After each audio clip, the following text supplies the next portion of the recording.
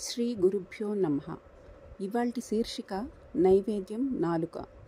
తిరుచిరాపల్లిలో పరమాచార్య స్వామి భక్తుడొకరు photo studio పెట్టుకుని నివసించేవారు. అతని ఇంటి పూజ గదిలో పరమాచార్య స్వామివారి చిత్రపటమే ప్రముఖము. రోజు ఉదయం లేచిన వెంటనే స్నానాదులు ముగించుకుని స్వామివారి చిత్రపటం ముందు ఏదేని ఒక పదార్థము నివేదన చేసిన తర్వాతనే తన దినచర్యను ప్రారంభించేవారు. అతని పెదవులపై ఎప్పుడూ పరమాచార్య స్వామివారి నామము నర్తిస్తూ ఉంటుంది.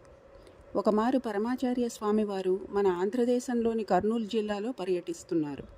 అది ఎండాకాలం కావడం వల్ల ఎండలు ఎక్కువగా ఉన్నాయి. తిరుచిరాపల్లిలోని ఈ భక్తునికి పరమాచార్య స్వామివారి దర్శనం చేసుకోవాలనిపించింది.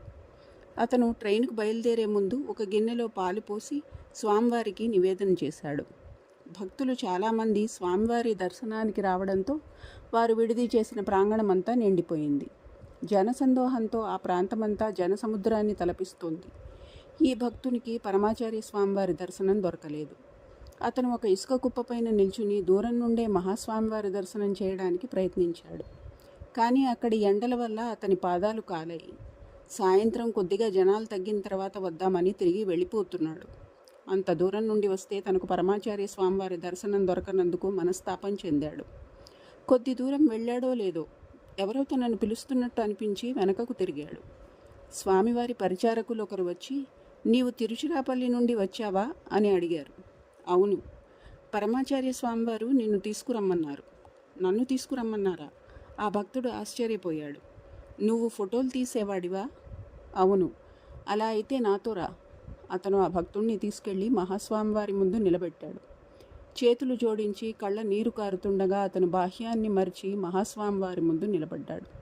అతన్ని చూసి మహాస్వామివారు, "నన్ను చూడడానికి అంత దూరం నుండి వచ్చావు, మరి నన్ను చూడకుండా వెళ్ళడం వల్ల ఏమిటి ప్రయోజనం?" అని అడిగారు. ఆ భక్తుడు నిశ్చేష్టుడై, "చాలా రద్దీగా ఉంది, సాయంత్రం కొద్దిగా తగ్గిన తర్వాత వద్దామనుకున్నాను" అని అన్నాడు. "సరే, భోజనం చేశావా?" "తిన్నాను పెరియవా."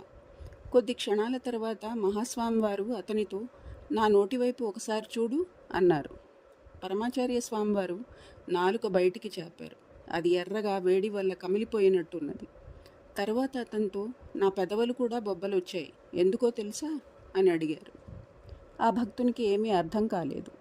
"నువ్వు వేడి పాలను నాకు నివేదన చేసి గాబరాగా ఇక్కడికి వచ్చేసావు అందుకు" అని అన్నారు. ఆ భక్తుడు అప్పుడు గుర్తు తెచ్చుకున్నాడు. ఉదయం తను వేడిపాలను స్వామివారికి నివేదన చేశాడు. వెంటనే అతను నేల మీద పడిపోయి స్వామివారికి సాష్టాంగం చేస్తూ గట్టిగా ఏడుస్తూ, "మహాప్రభు, నన్ను క్షమించండి" అని వేడుకున్నాడు. అతనికి ఉన్న భక్తికి అతని సమర్పణని స్వీకరించారు స్వామివారు. ఇటువంటి భక్తి సాత్వికమైనది, మంచిది, సున్నితమైనది. భగవంతుణ్ణి భక్తుడి వద్దకు రప్పించుకునేది ఈ భక్తి మాత్రమే. జయ జయ శంకర, హర హర శంకర. సర్వే జన సుఖినో భవంతు.